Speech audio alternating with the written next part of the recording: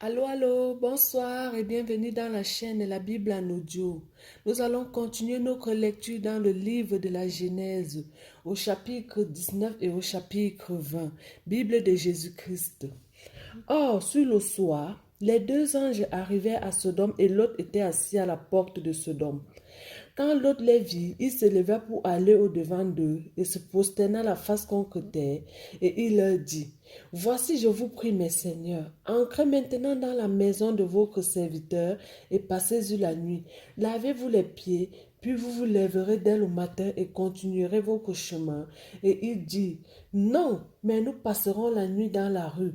Mais il les pressa tellement qu'ils se retirèrent chez lui. Et quand il fut entré dans sa maison, il leur fit un festin et fit cuire des pains sans levain et ils mangèrent. Il n'était pas encore couché Il n'était pas encore couché que les hommes de la ville, les hommes de Sodome environnaient la maison. Depuis le plus jeune jusqu'au vieillard, tout le peuple était ensemble. Ils appelèrent Lot et ils lui dirent, Où sont les hommes qui sont venus cette nuit chez toi? Fais-les sortir afin que nous les connaissions. Mais l'autre sortit de sa maison pour leur parler à la porte et ayant fermé la porte après lui, il leur dit, Je vous prie mes frères, ne les faites point de mal. Voici, j'ai deux filles qui n'ont point encore connu d'homme. Je vous les amène et vous les traiterez comme il vous plaira. Seulement, ne faites pas de mal à ces hommes, car ils sont venus à l'ombre de mon toit. Il lui dit, Va-t'en loin d'ici. Il dit aussi, cet homme seul est venu pour habiter ici comme étranger et il veut nous gouverner. Nous gouverner maintenant, nous te ferons plus de mal qu'à eux. Et faisant violence à l'autre, il s'approcha pour briser la porte. Mais les hommes étendirent leurs mains, firent entrer l'autre vers eux dans la maison et fermèrent la porte. Et ils frappèrent d'aveuglement les hommes qui étaient à la porte de la maison, depuis le plus petit jusqu'au plus grand, de sorte qu'ils se lassèrent à chercher la porte. Alors ces hommes dirent à l'autre, Qui as-tu ici qui t'appartient? Gendre, fils et filles, et tout ce qui t'appartient dans la ville, fais-les sortir de ce lieu, car nous allons détruire ce lieu, parce que le cri contre ses habitants est grand devant Yahweh. Yahweh nous a envoyés pour le détruire. L'autre sortit donc et parla à ces gendres qui devaient prendre ses filles et leur dit, Levez-vous, sortez de ce lieu, car Yahweh va détruire la ville. Mais aux yeux de ces gendres, il parut plaisanter. Dès l'aube du jour, les anges passèrent l'autre en disant, Lève-toi, prends ta femme et les deux filles qui se trouvent ici, de peur que tu ne périsses dans le châtiment de la ville. Et comme il tardait, ces hommes le prirent par la main, et il le prit aussi par la main sa femme et ses deux filles, parce que Yahweh voulait l'épargner. Et il l'amena et le mit hors de la ville. Après les avoir fait sortir, l'un d'eux dit, Sauve ta vie, ne regarde point derrière toi et ne t'arrête en aucun endroit de la plaine. Sauve-toi sur la montagne, de peur que tu ne périsses. L'autre leur répondit, Non, Seigneur, je te prie. Voici ton serviteur a maintenant trouvé grâce à tes yeux, et tu as montré la grandeur de ta bonté à mon égard et en préservant ma vie, mais je ne pourrai pas me sauver vers la montagne avant que le mal ne m'atteigne et je mourrai. Voici, je te prie, cette ville est assez proche pour que je m'y enfuie, et elle est petite, je t'en prie, je m'y sauve. N'est-elle pas petite? Et mon âme vivra. Et il lui dit, Voici, je t'ai exaucé encore et cela ne te détruira pas la ville dont tu as parlé. À toi de t'y sauver, car je ne pourrai rien faire jusqu'à ce que tu y sois ancré. C'est pourquoi cette ville fut appelée Soar. Comme le soleil se lève sur la terre, l'autre ancra dans Soar. Alors Yahweh fit pleuvoir du ciel sur Sodome et Gomorrhe, du souffle et du feu de la part de Yahweh, et il détruisit ces villes-là et toute la plaine et tous les habitants des villes et les herbes de la terre. Mais la femme de l'autre regarda en arrière et elle devient une statue de sel. Abraham se leva de bon matin et vint au lieu où il s'était tenu devant Yahweh. Et regardant vers Sodome et Gomorrhe et vers toute la terre de cette plaine-là, et il vit monter de la terre une fumée comme la fumée d'une fournaise. Mais il arriva, lorsque Dieu détruisit les villes de la plaine qui se souvint d'Abraham, il envoya Lot hors du milieu du désastre par lequel il détruisit les villes et Lot habitait. Et l'autre monta de soi et habita sur la montagne avec ses 2 filles, car il craignait de demeurer dans soi. Et il se retira dans une caverne avec ses 2 filles.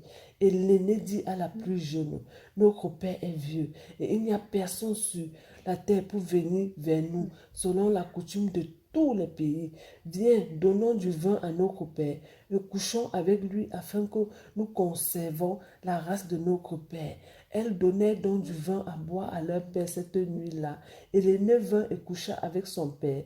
Mais il ne s'aperçut point, ni quand elle se coucha, ni quand elle se leva. Et le lendemain, l'aîné dit à la plus jeune, voici, j'ai couché la dernière avec mon père. Donnons-lui encore du vin à boire cette nuit. Puis va et couche avec lui et nous concevons la race de notre père. Cette nuit-là, elle donnait encore du vin à boire à leur père.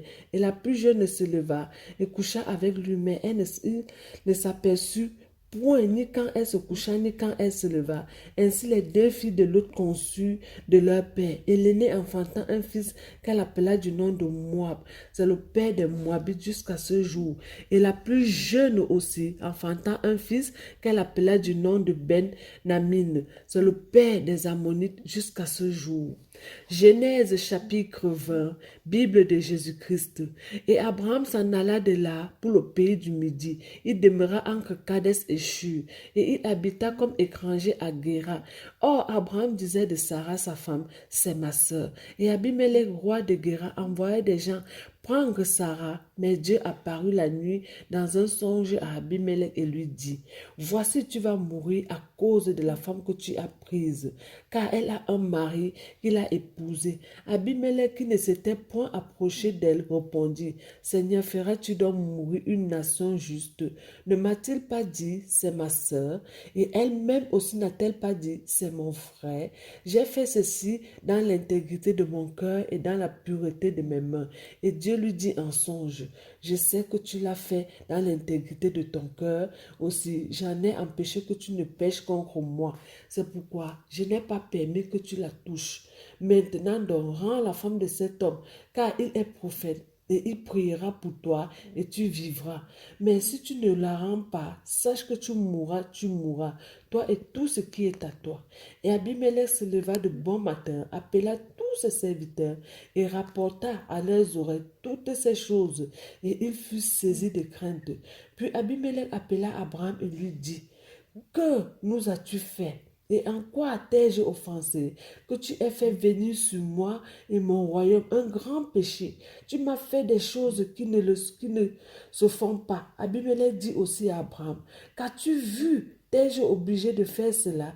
Et Abraham répondit, c'est parce que je disais, assurément, il n'y a point de crainte de Dieu dans ce pays, et ils me tueront à cause de ma femme. Et aussi, il est vrai qu'elle est ma sœur, fille de mon père, mais elle n'est pas ma fille. Elle n'est pas la fille de ma mère, et elle m'a été donnée pour femme. Et il est arrivé que je lui ai dit, lorsque Dieu m'a conduit ça et là hors de la maison de mon père, voici la grâce que tu me feras. Dis de moi tous les lieux où nous irons, c'est mon frère. Alors Abimelech prit des brebis, des bœufs, des serviteurs et des servantes, les donna à Abraham et lui rendit Sarah, sa femme. Et Abimelech lui dit, voici mon pays à ta disposition, demeure où il te plaira. Et il dit à Sarah, voici, je donne à ton frère 1000 pièces d'argent. Ce serait pour toi un voile sur les yeux pour tous ceux qui sont avec toi et envers tous les autres. Et ainsi fut innocenté. Et Abraham pria Dieu, et Dieu guérit Abimelech, sa femme, et ses serviteurs, et elle eut des enfants. Car Yahweh avait fermé toute matrice de la maison d'Abimelech à cause de Sarai, femme